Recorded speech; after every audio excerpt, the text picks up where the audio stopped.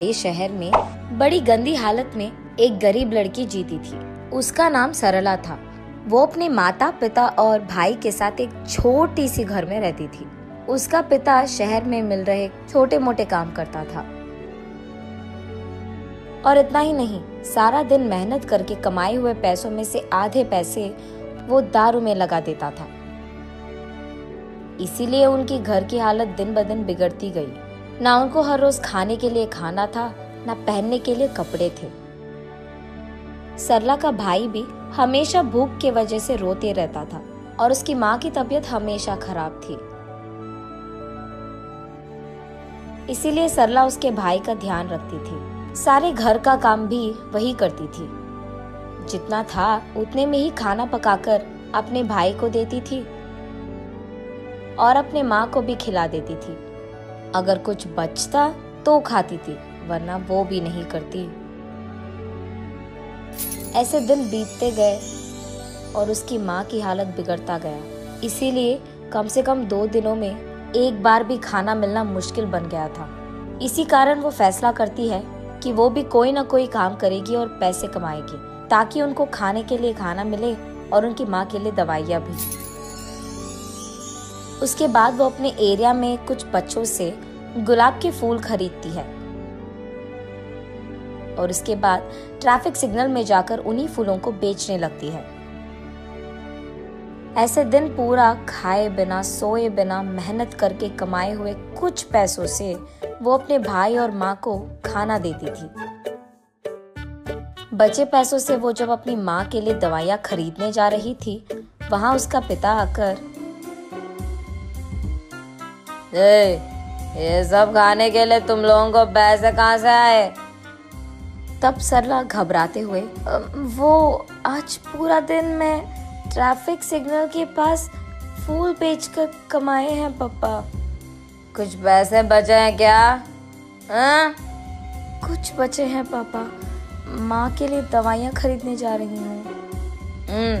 ठीक है, इधर दे दो, मैं जाकर लेके आऊंगा दवाइयाँ।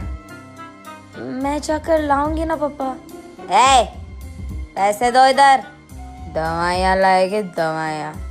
ये कहकर उसके पास मौजूद पैसे सारे खींच लेता है।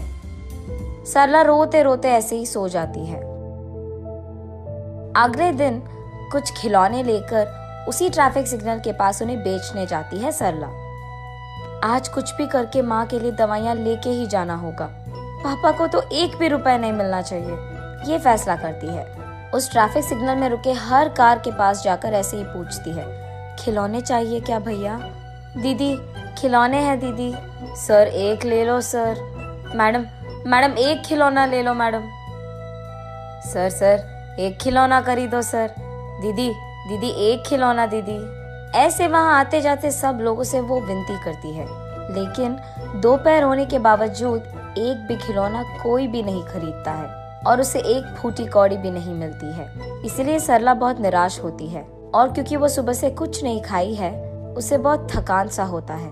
लेकिन फिर भी जैसे ही ट्रैफिक सिग्नल के पास गाड़ियां रुकते हैं, वो भागते हुए फिर से बेचने की कोशिश करती है।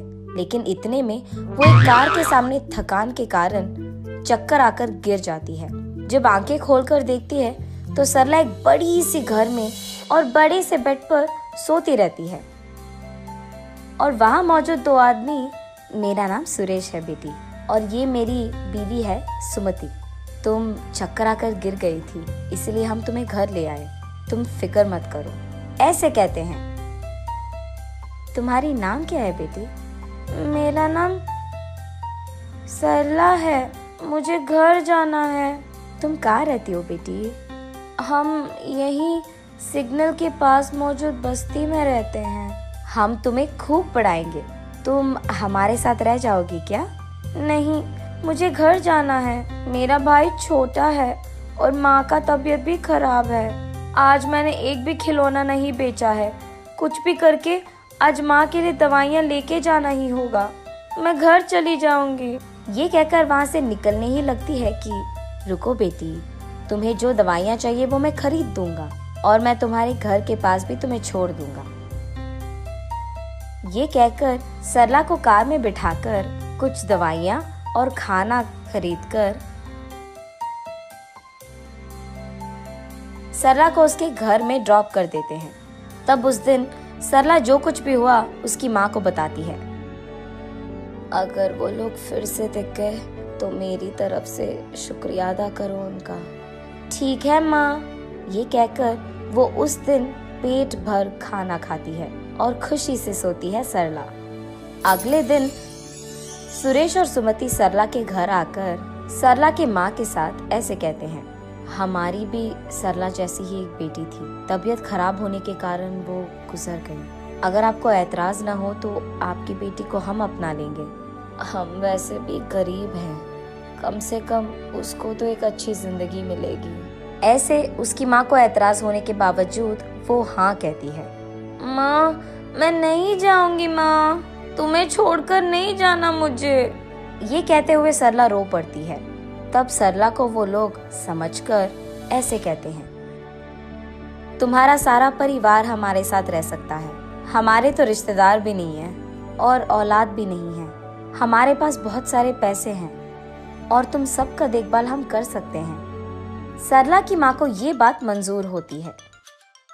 तब सुरेश और सुमति सरला के साथ उसकी सारी परिवार को उनके घर ले जाते हैं। अगले ही दिन से सरला एक बड़ी पाठशाला में पढ़ने के लिए जाती है और सरला के भाई को खेलने के लिए बहुत सारे खिलौना खरीद कर देते हैं। सरला की माँ को भी एक अच्छे अस्पताल में इलाज करवाते हैं और सरला के पिता को काम करने के लिए एक अच्छी नौकरी देते हैं। ऐसे उस गरीब लड़की सरला को सुरेश और सुमति के कारण एक अच्छा जिंदगी मिलता है और उसके साथ साथ उसके परिवार को भी